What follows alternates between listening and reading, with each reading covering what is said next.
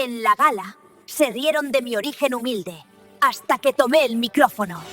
Hola a toda la comunidad de Sydney. Sé que muchos de los que estáis al otro lado de la pantalla habéis sentido alguna vez que no encajáis, que el lugar que ocupáis es prestado o que, en cualquier momento, alguien va a descubrir que no pertenecéis a ese mundo. La historia de hoy toca esa herida. Antes de empezar, te pido que te suscribas al canal y dejes tu like. Es la única forma que tenemos de que estos relatos lleguen a las personas que necesitan escucharlos. Gracias de verdad por estar ahí. Tengo las manos de mi padre. Son manos anchas, de dedos cortos y palmas cuadradas. Manos que parecen hechas para agarrar ladrillos o empujar carretillas, no para sostener copas de cristal fino o dibujar planos en una tableta digital de última generación. Durante años, esas manos han sido mi mayor orgullo y, a la vez, mi delator más silencioso. Trabajo en uno de los estudios de arquitectura más prestigiosos de la capital. Conseguir ese puesto no fue suerte, fueron 10 años de no dormir, de trabajar de camarero los fines de semana y de estudiar con becas que me exigían una nota media casi perfecta para no perderlas. Cuando me contrataron, pensé que había cruzado la meta, pensé que el esfuerzo borraba el origen. ¡Qué ingenuo fui! La oficina es un cubo de cristal con vistas a la ciudad financiera. El silencio allí es distinto al de mi casa en el pueblo. En mi casa, el silencio huele a leña y a campo húmedo. En el estudio, el silencio huele a ambientador de té blanco y a electricidad estática. Mis compañeros son gente brillante, no lo niego, pero también son gente que nació sabiendo qué cubierto usar para el pescado y cómo anudarse una corbata Windsor sin mirar un tutorial de YouTube. Entre ellos está Rodrigo. Rodrigo no es mi jefe. Técnicamente somos asociados senior al mismo nivel, pero él tiene algo que yo no tengo, apellidos. Su abuelo fundó un bufete, su padre es diplomático. Rodrigo se mueve por la oficina como si fuera el salón de su casa, camina arrastrando un poco los pies, con esa seguridad indolente de quien sabe que nunca le van a despedir. El conflicto comenzó hace 3 semanas, un martes cualquiera, cuando llegó el correo electrónico sobre la gala anual de diseño. Estábamos en la sala de reuniones, revisando los renderizados del proyecto Altos del Parque. Era mi proyecto. Yo había diseñado la estructura, yo había calculado las cargas, yo había peleado con los contratistas para que no usaran materiales baratos. Pero en la presentación, Rodrigo fue quien llevó la voz cantante. Como podéis ver, decía Rodrigo, señalando la pantalla con un puntero láser, hemos buscado una estética brutalista pero refinada. Queríamos que el hormigón dialogara con la luz. Me mordí la lengua. Rodrigo no sabía diferenciar el hormigón armado del pretensado, pero hablaba de dialogar con la luz con una elocuencia que encantaba a los socios. Yo estaba sentado al fondo, tomando notas, con mis manos de albañil escondidas bajo la mesa. Cuando terminó la reunión, la directora del estudio, la señora Garrido, se quedó un momento. Excelente trabajo, equipo. Por cierto, este año el estudio está nominado al Premio Nacional por este edificio. La gala es el día 28 en el Hotel Ritz. Quiero que vayáis todos. Es importante hacer networking. Rodrigo sonrió, una sonrisa de dientes perfectos y blanqueados. Allí estaremos, Elena. Será un placer ver a los viejos amigos de la facultad. Luego, la señora Garrido me miró a mí. Su mirada no fue hostil, pero sí hubo un escaneo rápido. Miró mi camisa, que era de una cadena de ropa barata y ya tenía el cuello un poco desgastado, y luego mis zapatos, que eran funcionales, de suela de goma, porque yo sí iba a visitar la obra y pisar el barro. Tú también, Marcos. Es una buena oportunidad para que observes cómo se mueve el sector. Es etiqueta rigurosa. Smoking. Asentí, sintiendo un nudo en el estómago. Claro, señora Garrido, gracias. Cuando ella salió, Rodrigo se aflojó el nudo de la corbata y se giró hacia mí. Estábamos solos recogiendo los planos. ¡Qué bien! No, Marcos, dijo, con ese tono de camaradería falsa que usaba. ¿El Ritz? ¿Has estado alguna vez? No, respondí secamente, guardando mi portátil. Bueno, la comida es regular, pero el vino suele ser bueno. Oye, un consejo de amigo. Se acercó un poco más. Olía a colonia cara, una mezcla de madera y cítricos que persistía en el aire incluso después de que se fuera. Intenta alquilar el smoking con tiempo. En los sitios baratos se acaban rápido las tallas. Estándar, y no querrás ir con uno que te quede grande.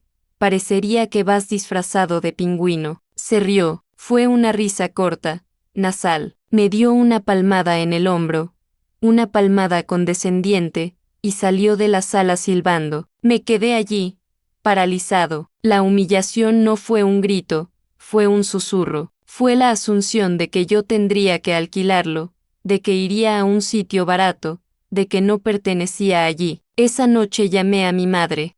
Necesitaba escuchar una voz que no juzgara mi ropa. Hijo, ¿cómo estás? ¿Estás comiendo bien? Te noto la voz cansada, me dijo ella nada más descolgar. Tenía ese sexto sentido de las madres que viven lejos. Estoy bien, mamá, solo mucho trabajo. ¿Y el proyecto ese del edificio grande? ¿Ya lo habéis terminado? Tu padre le ha contado a todo el bar que tú eres el arquitecto jefe. Está más ancho que largo. Sentí un pinchazo en el pecho. Arquitecto jefe.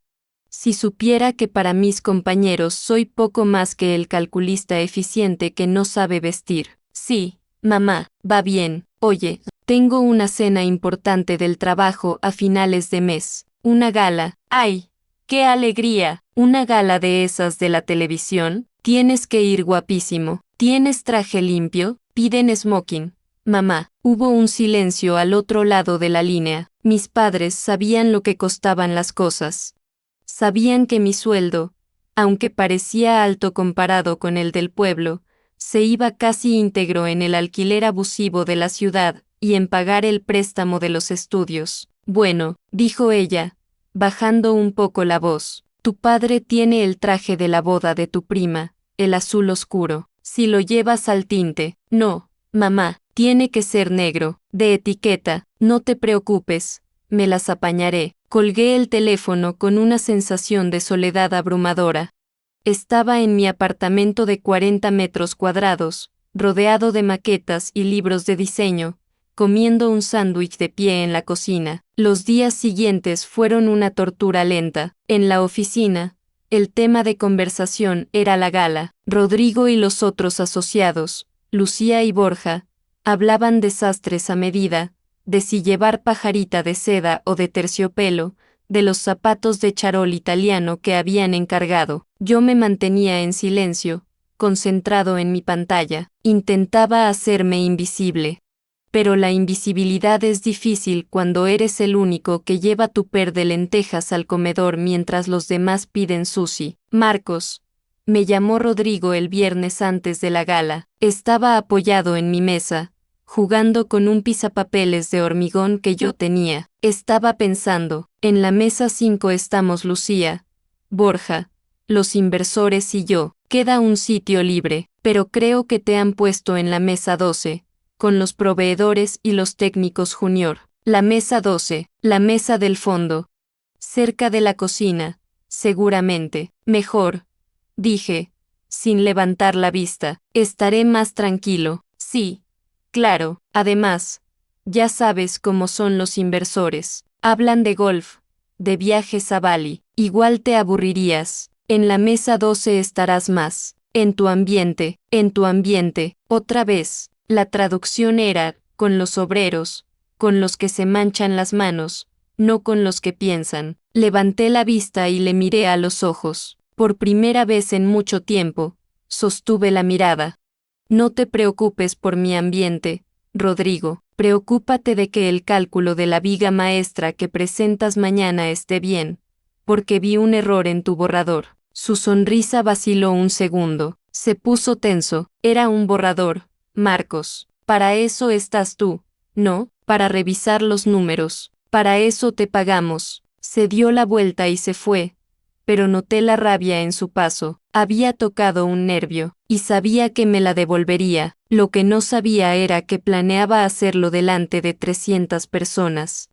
Llegó el día de la gala. Había conseguido un smoking de alquiler en una tienda de disfraces y ceremonias de un barrio periférico. No era seda italiana. La tela era un poco rígida, sintética, y brillaba demasiado bajo la luz artificial. La camisa me apretaba un poco en el cuello y los zapatos, aunque los había limpiado hasta la obsesión, tenían una grieta minúscula en el talón que yo sentía como un cañón del Colorado. Me miré al espejo del recibidor antes de salir. Vi a un hombre intentando ser otro. Vi a mi padre disfrazado. No vayas, me dijo una voz interna. Quédate aquí. Di que estás enfermo. No necesitas pasar por esto. Pero recordé la voz de mi madre.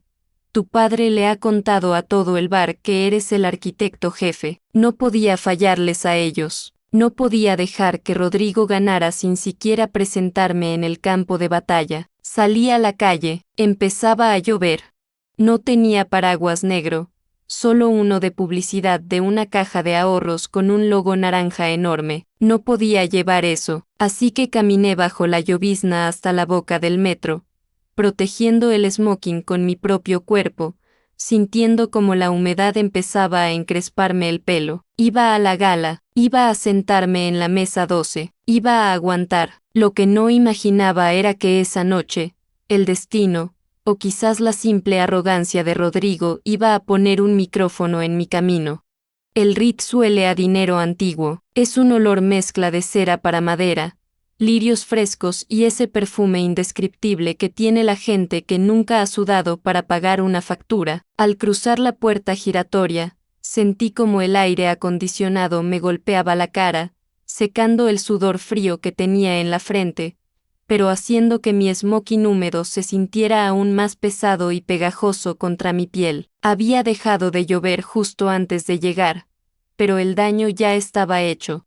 Los bajos de mis pantalones tenían pequeñas salpicaduras de barro gris y el tejido sintético de la chaqueta despedía un olor sutil a humedad, ese olor a perro mojado que tiene la ropa barata cuando se satura de agua. Me froté los zapatos con un pañuelo de papel en un rincón del vestíbulo, intentando borrar las marcas de la calle, pero la grieta en el talón seguía ahí, burlándose de mí. Entré al salón principal. Era inmenso, con lámparas de araña que colgaban como lágrimas de cristal gigantes.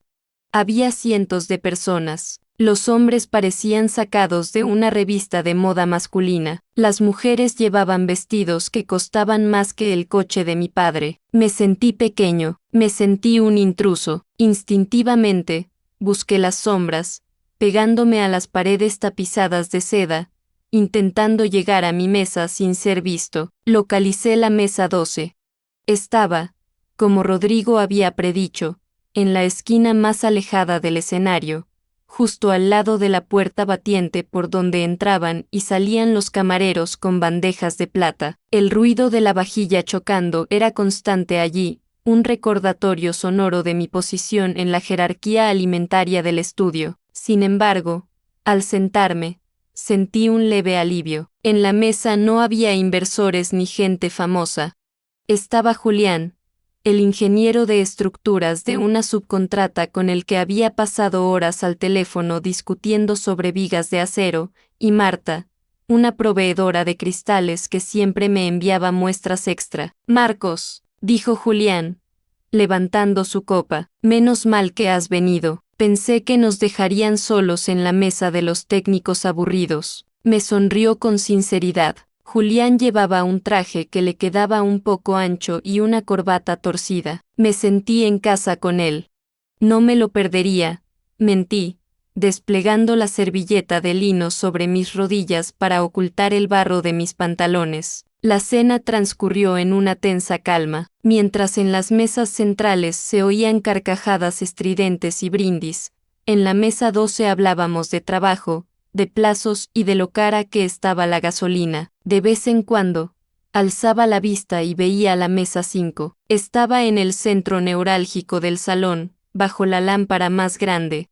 Rodrigo estaba de pie, con una copa de champán en la mano, haciendo reír a un grupo de inversores. Brillaba, su smoking a medida se ajustaba a su cuerpo como una segunda piel. Desde lejos, parecía el dueño del mundo. Fue en el momento del café cuando ocurrió. Yo me había levantado para ir al baño, aprovechando una pausa en el servicio. Al cruzar cerca de la barra, me topé de frente con Rodrigo y Borja. Iban riendo, con las mejillas sonrosadas por el vino. Rodrigo se detuvo en seco al verme.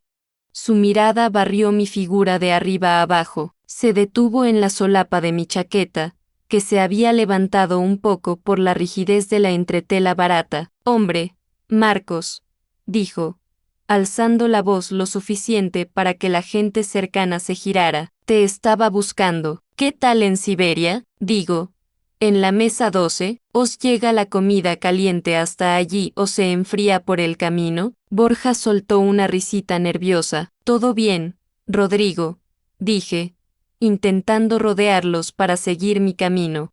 No quería un espectáculo, pero Rodrigo no se apartó, dio un paso lateral, bloqueándome el paso. Oye, en serio, dijo, bajando la voz a un susurro conspirativo pero cruel. Ese traje, ¿es inflamable? Ten cuidado con las velas de las mesas. No queremos que el arquitecto jefe se derrita antes de los postres. Huele un poco alto, plástico quemado.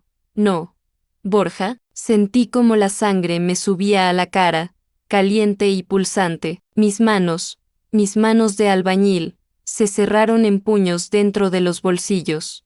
Quería gritarle, quería decirle que ese traje de plástico cubría el cuerpo que había diseñado cada metro cuadrado del edificio por el que él estaba brindando, pero no lo hice. El miedo a perder mi trabajo, el miedo al escándalo, me paralizó. Permiso, murmuré, y pasé entre ellos rozando mi hombro con el suyo. Cuidado, no me manches, dijo Rodrigo, sacudiéndose el hombro con un gesto exagerado de asco, como si yo tuviera una enfermedad contagiosa, la enfermedad de la pobreza. Me encerré en un cubículo del baño, me apoyé contra la puerta y respiré hondo, contando hasta 10. Me miré las manos, temblaban. Aguanta, me dije, solo queda 1 hora, dan los premios y te vas. Nunca más volverás a una de estas. Cuando volví al salón, las luces se habían atenuado. La ceremonia de entrega de premios estaba a punto de comenzar. Me deslicé en mi silla de la mesa 12 justo cuando el presentador, un famoso periodista de televisión, subía al escenario. Los premios menores pasaron rápido. Mejor diseño de interiores, mejor paisajismo. Aplaudí mecánicamente, con la mente en blanco. Y entonces, llegó el momento. Y ahora, anunció el presentador con voz grave, el premio a la excelencia en arquitectura residencial. Este año, el jurado ha querido destacar un proyecto que combina la brutalidad del hormigón con una sensibilidad humana única. El ganador es el complejo Altos del Parque. Un foco iluminó la mesa 5. La música subió de volumen.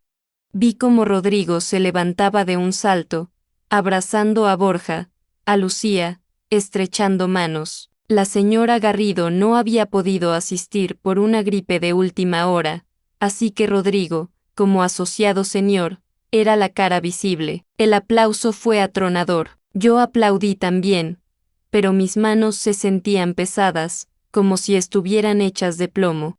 Vi a Rodrigo ajustarse la chaqueta, sonreír a las cámaras que proyectaban su cara en las pantallas gigantes del salón, y caminar hacia el escenario con ese paso de triunfador nato. Nadie miró a la mesa 12. Julián me dio una palmadita en el brazo. Ese premio es tuyo, Marcos. Tú hiciste los cálculos de la voladiza. Sin ti, eso se caía. Da igual, Julián. El edificio está en pie.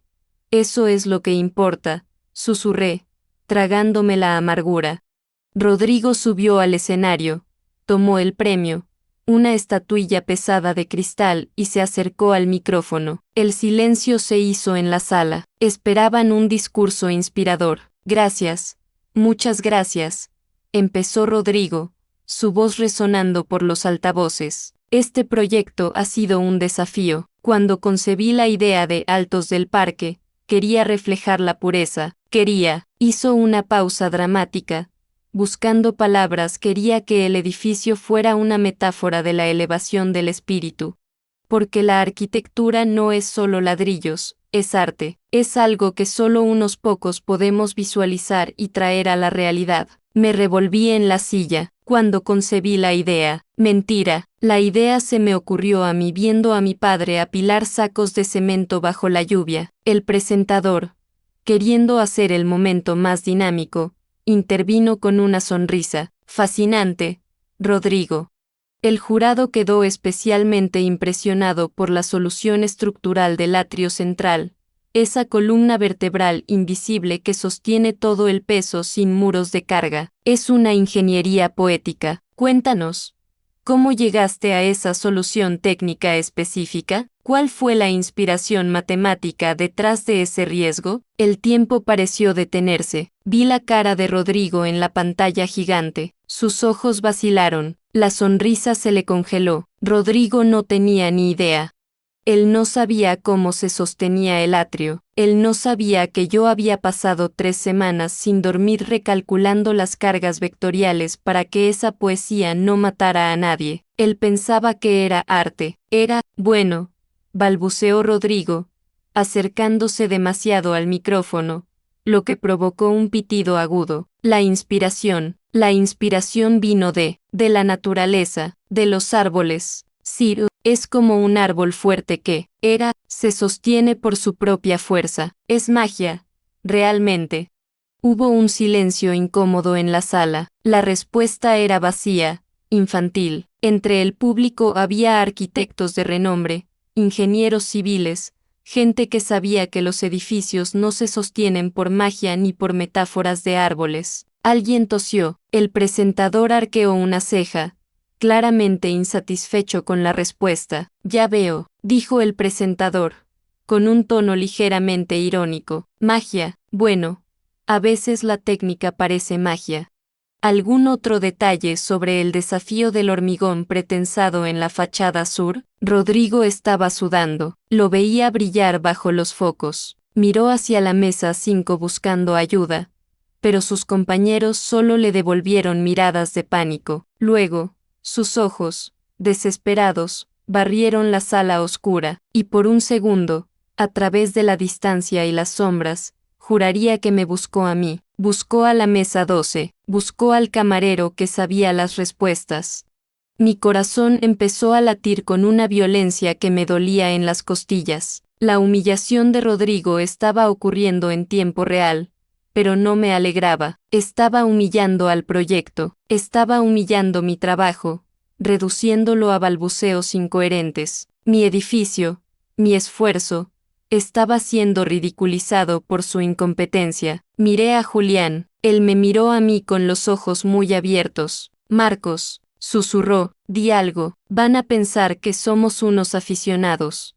El silencio en el salón se alargaba, denso y doloroso. Rodrigo se reía nerviosamente, tocándose la corbata. Es complicado de explicar en una cena, dijo Rodrigo, intentando salir del paso. Digamos que el hormigón tiene sus secretos. No pude soportarlo más. No fue una decisión racional, fue un resorte físico. Mis piernas se movieron solas. Empujé la silla hacia atrás con un chirrido que sonó extrañamente fuerte en el silencio del salón. Me puse de pie.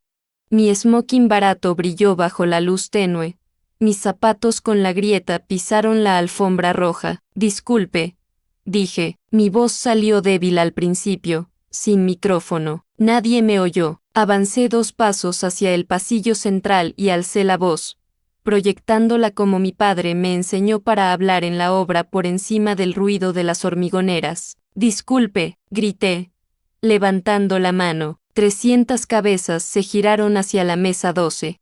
El foco que iluminaba el escenario se movió, buscándome, cegándome por un instante. Rodrigo entrecerró los ojos en el escenario. El terror puro cruzó su rostro. Yo estaba de pie, en medio de la nada, con todos mirándome. Ya no había vuelta atrás. El foco me cegó. Durante los primeros segundos, no sexta nada más que una luz blanca y dolorosa que borraba el mundo a mi alrededor. Solo escuchaba mi propia respiración, rasposa y acelerada, y el zumbido eléctrico del silencio de 300 personas esperando a ver qué hacía el tipo del smoking barato de la mesa 12. Avancé por el pasillo central. Mis zapatos, esos que me apretaban y tenían la grieta en el talón, hacían un sonido extraño sobre la moqueta, un tup-tup sordo que me parecía un tambor de guerra. No caminaba con la elegancia de Rodrigo. Caminaba con la pesadez de quien carga sacos de cemento, con los hombros ligeramente encorvados, protegiéndome. Sentí las miradas clavándose en mi espalda, en mi nuca, en la tela sintética de mi chaqueta que brillaba demasiado. Oí un murmullo. ¿Quién es? ¿Es un espontáneo? Seguridad. Llegué al pie del escenario. El presentador me miró con una mezcla de curiosidad periodística y alarma. Rodrigo, en cambio, estaba pálido. Su bronceado parecía haberse evaporado. Me miraba con los ojos desorbitados, haciéndome gestos casi imperceptibles con la cabeza para que me fuera, para que desapareciera, para que no rompiera su teatro. Subí los 3 escalones. Cada escalón pesaba 1 tonelada. Al llegar arriba, quedé a la altura de Rodrigo. De cerca, el olor a su perfume caro estaba mezclado con el olor agrio del miedo. ¿Qué haces?, siseó entre dientes, sin apartar el micrófono de su boca, intentando sonreír al público mientras me amenazaba. Vete a tu sitio, Marcos. Estás borracho. El presentador, oliendo la sangre o quizás buscando salvar el momento, me tendió su propio micrófono de mano. Parece que alguien del equipo quiere aportar un matiz técnico, dijo, divertido. ¿Cuál es su nombre? Miré el micrófono, luego miré al público. Una masa oscura de trajes caros y joyas. Y finalmente, miré a Rodrigo. Marcos, dije. Mi voz retumbó en los altavoces, un poco más grave de lo que esperaba, sin temblar. Sorprendentemente, mis manos, esas manos anchas y toscas de las que tanto me avergonzaba en la oficina, no temblaban, estaban firmes, porque estaba en mi terreno. Ya no estábamos en una gala social, estábamos hablando de estructura. Marcos es un asociado junior, interrumpió Rodrigo rápidamente, soltando una risa nerviosa. Se encarga del papeleo administrativo. Seguro que quiere agradecer a su madre o algo así. Marcos, por favor, no tenemos tiempo. El desprecio en su voz fue el combustible que me faltaba. Papeleo. Ignoré a Rodrigo, me giré hacia el presentador y luego hacia la audiencia. No es magia, dije. El silencio en la sala cambió de textura. Dejó de ser un silencio incómodo para convertirse en un silencio atento. El atrio central no se sostiene por magia, ni por la inspiración de un árbol, continué, hablando despacio, enunciando cada palabra. La columna vertebral invisible a la que se referían es un sistema de vigas vienen de él de hormigón postezado, ocultas en los forjados de las plantas impares. Rodrigo dio un paso atrás, como si le hubiera golpeado físicamente. Tuvimos que calcular la deriva de carga lateral 3 veces, proseguí, y mientras hablaba, mi mente viajó a las noches en vela, a los bocetos, a los números rojos en mi cuaderno. El problema no era la estética, era la torsión. Si hubiéramos seguido la idea inicial del concepto poético, miré de reojo a Rodrigo, el edificio habría colapsado con el primer viento fuerte del norte. Tuvimos que usar cables de acero de alta resistencia anclados al núcleo central, tensados tonelada a tonelada, para contrarrestar la gravedad. Empecé a mover las manos mientras explicaba. Ya no las escondía, dibujaba en el aire las fuerzas, los vectores, la tensión. El hormigón es un material honesto. No dialoga con la luz si no le das una razón estructural para existir. Lo que ustedes ven como un espacio abierto y ligero, es en realidad una pelea brutal entre el peso y la resistencia, ganada milímetro a milímetro con cálculo, no con metáforas. Me detuve, me había quedado sin aire, me di cuenta de que había estado hablando con una pasión que no solía mostrar. Bajé las manos, de repente, volví a ser consciente de mi traje barato, de mi pelo encrespado por la lluvia, de la grieta en mi zapato.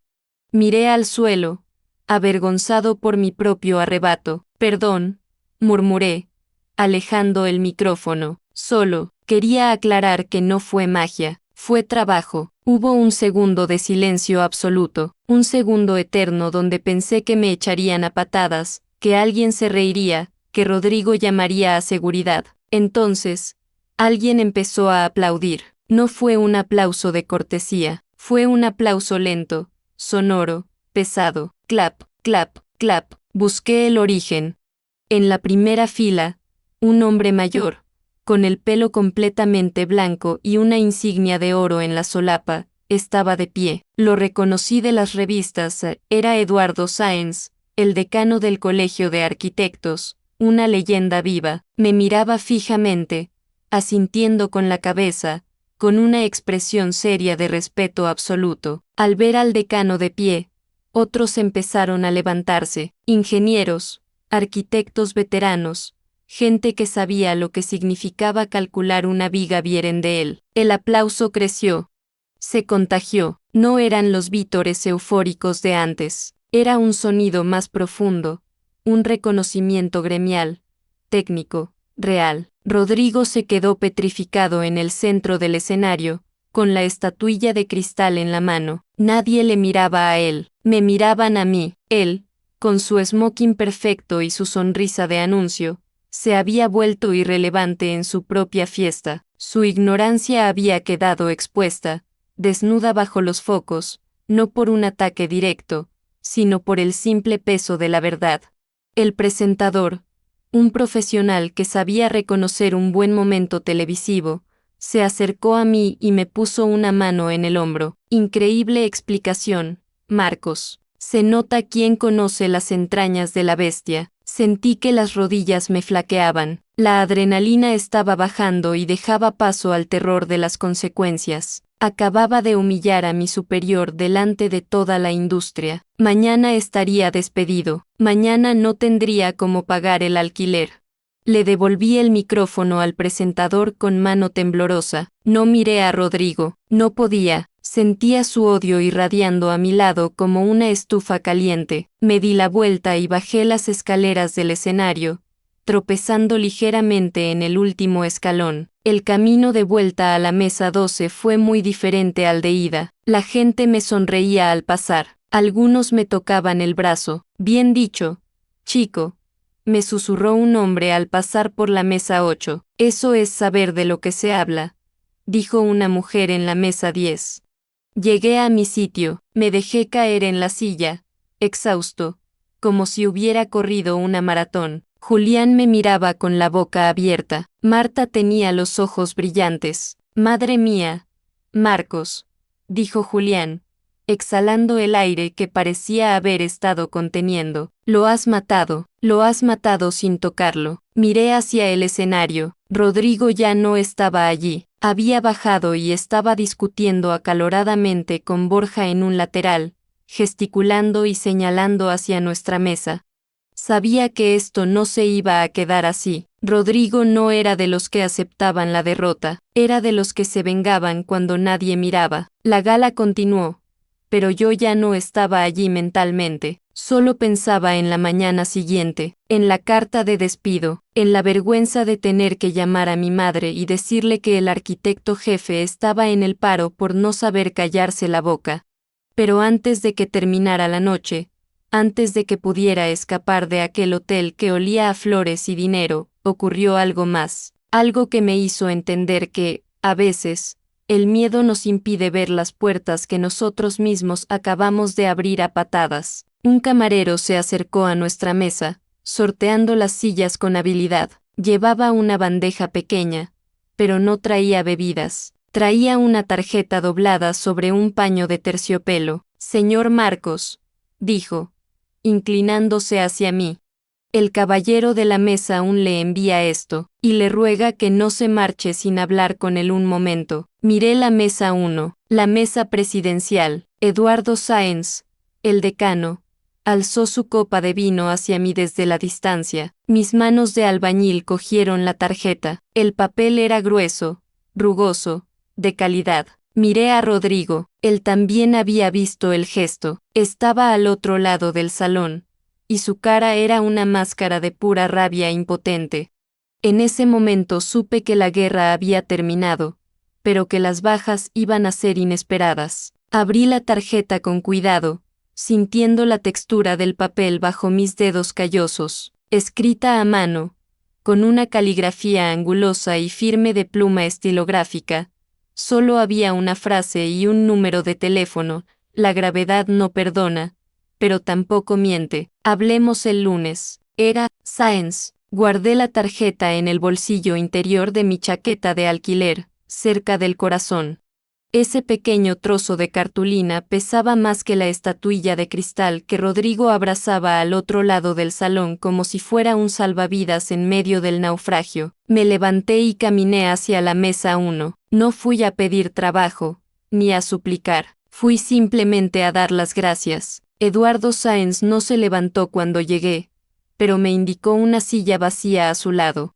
De cerca, parecía aún más mayor, con la piel curtida de quien ha pasado más tiempo en obras bajo el sol que en despachos con aire acondicionado. Siéntate, hijo, dijo, con una voz que sonaba a grava. ¿Sabes cuál fue el error de tu jefe? Que no sabe de cálculo. Respondí instintivamente. Sáenz sonrió levemente, negando con la cabeza. No, su error fue pensar que la arquitectura es solo lo que se ve. La arquitectura es, sobre todo, lo que aguanta cuando nadie mira. Y tú pareces saber de aguantar. Hablamos 5 minutos, no de contratos, sino de hormigón, de tensiones y de la honestidad de los materiales. Al despedirme, no me prometió nada, solo me dijo, llama. Salí del Ritz sin esperar a los postres. En la puerta, me crucé con Rodrigo. Estaba fumando un cigarrillo con rabia, los nervios destrozados. Al verme, tiró la colilla al suelo y la pisó con su zapato de charol italiano. Espero que hayas disfrutado tu minuto de gloria, Marcos. Escupió el humo y las palabras al mismo tiempo. Mañana a primera hora quiero tu renuncia en mi mesa, por conducta inapropiada y dañar la imagen de la firma. Si no renuncias, te despido y me aseguraré de que no vuelvas a diseñar ni una caseta de perro en esta ciudad. Le miré, bajo la luz amarillenta de las farolas de la calle, con mi traje barato que olía a humedad y mis zapatos rotos, me sentí infinitamente más alto que él. No te preocupes, Rodrigo, dije con una calma que me asustó a mí mismo. No tendrás que despedirme. Caminé hacia el metro bajo la llovizna que había vuelto a caer. Me quité la pajarita y me desabroché el botón del cuello. El aire frío de la noche nunca me había parecido tan limpio. El lunes por la mañana llegué a la oficina antes que nadie. El cubo de cristal estaba en silencio. Fui a mi escritorio y saqué una caja de cartón. No tenía mucho que llevarme: mis escalímetros, mi calculadora vieja, una foto de mis padres y una taza desportillada. Mientras guardaba mis cosas, miré a mi alrededor. Aquel lugar había sido mi meta, mi sueño de ascenso social, pero ahora lo veía como lo que era, una jaula dorada donde yo era el pájaro equivocado. Cuando Rodrigo llegó, a las 10, yo ya estaba en la puerta con mi caja. Nos cruzamos en el pasillo. Él evitó mi mirada. Iba con gafas de sol, probablemente para ocultar las ojeras de una noche sin dormir o la vergüenza de saber que todo el estudio hablaba de su incompetencia. Dejé mi tarjeta de acceso en la recepción y salí a la calle. El sol de la mañana me dio en la cara. Estaba desempleado. Tenía deudas. Tenía miedo, pero por primera vez en 10 años, no tenía un nudo en el estómago. Llamé a mi madre esa misma tarde. Mamá, dejé el trabajo, le solté de golpe, mientras miraba las palomas desde un banco del parque. Hubo un silencio al otro lado. ¿Te echaron por lo del traje, hijo?, preguntó ella, con esa voz temblorosa de preocupación materna. No, mamá, me fui porque no era mi sitio. ¿Y por qué? Porque soy bueno, mamá, soy muy bueno en lo que hago, y allí no me dejaban serlo. Oí a mi padre de fondo preguntar qué pasaba. Mi madre se lo explicó. Entonces oí la voz de mi padre, lejana pero clara, pues que se vengan aquí si hace falta, que trabajo en la huerta no falta, pero que no agache la cabeza ante ningún tonto con corbata. Sonreí, con los ojos llenos de lágrimas. Estoy bien, papá, tengo una entrevista mañana, con un tal Sáenz. La entrevista con Eduardo Sáenz no fue en un despacho de cristal, fue en una caseta de obra, llena de polvo, planos arrugados y olor a café fuerte. Sáenz miró mis manos, luego miró mis bocetos y finalmente me miró a los ojos. Aquí se trabaja duro, Marcos, se mancha uno las botas, y se cobra menos que en esas firmas de moda, al menos al principio, pero aquí construimos cosas que duran. ¿Te interesa? ¿Cuándo empiezo? Fue mi única respuesta. Han pasado 2 años desde aquella gala. Hoy soy el jefe de obra en la restauración de un teatro histórico en el centro.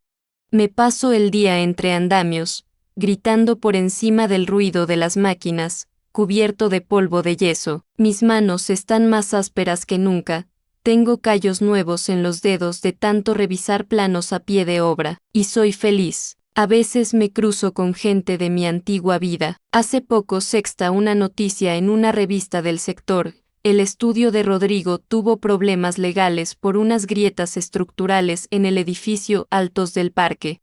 Al parecer, dialogar con la luz no fue suficiente para evitar que el agua se filtrara por las juntas mal selladas. Rodrigo fue trasladado a un puesto administrativo, lejos de los proyectos reales. Yo sigo usando mis manos de albañil, ya no las escondo bajo la mesa en las reuniones. Cuando explico un proyecto a los clientes, pongo mis manos anchas y fuertes sobre el plano, y ellos no ven a alguien de origen humilde, ven a alguien que sabe construir, ven seguridad. Aquel smoking barato lo devolví a la tienda de disfraces, pero me quedé con los zapatos rotos. Los tengo en el fondo de mi armario. Me recuerdan que hubo una noche en la que caminé con dolor para poder encontrar mi propio camino. Me recuerdan que la dignidad no está en la etiqueta de la ropa, sino en la verdad de lo que uno es. Mi origen humilde no era una mancha que tenía que limpiar, era los cimientos sobre los que tenía que construir. Y un edificio con buenos cimientos no se cae, por mucho que sople el viento. Esta historia no termina aquí. Hay relatos que nunca pude subir al canal. El enlace está en la descripción.